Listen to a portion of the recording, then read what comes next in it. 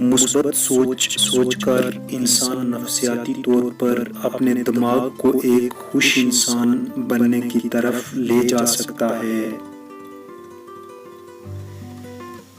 نفسیات کہتی ہے کہ رونا انسان کی صحت کے لیے اچھا ہے، یہ آپ کے جسم سے خارج ہونے والی غیر صحت بخش بیکٹیریا اور تناؤ کو کافی حد تک دور کرتا ہے۔